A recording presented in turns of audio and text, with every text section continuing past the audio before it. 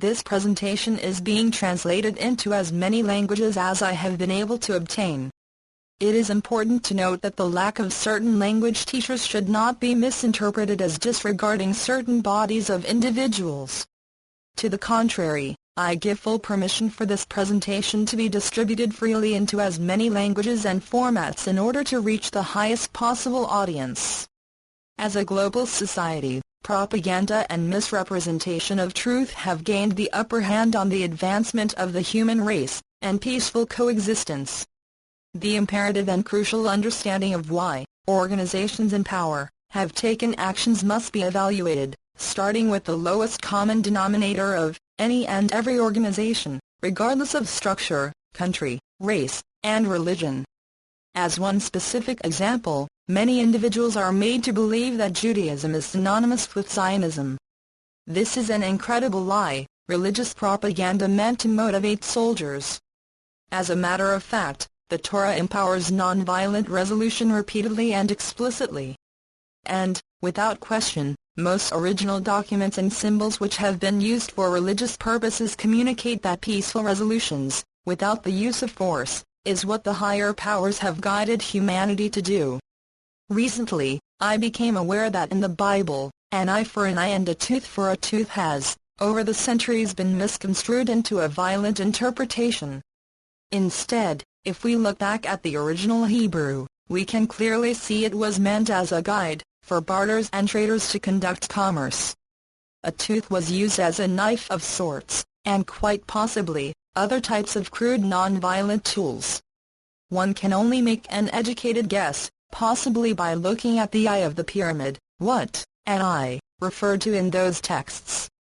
Diamonds, emeralds, rubies, etc.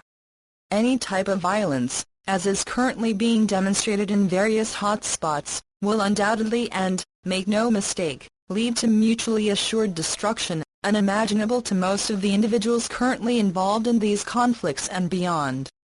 Whom, or what, would benefit from the elimination of the West and the Middle East?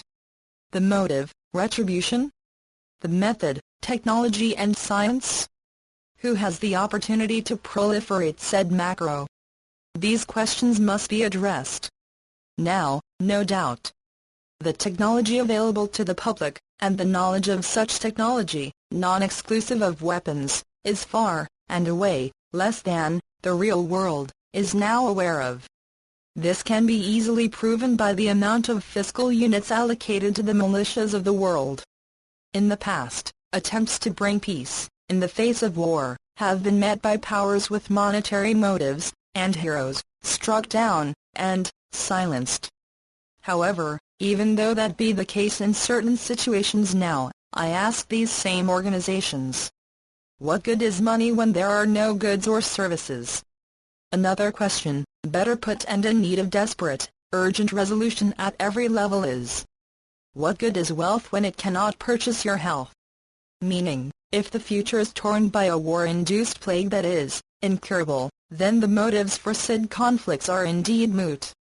I beg the soldier to question the reason behind his, or her, actions, and to understand that every single person has a choice, and a way, of voicing their opinion, even though it may appear to be oppressed.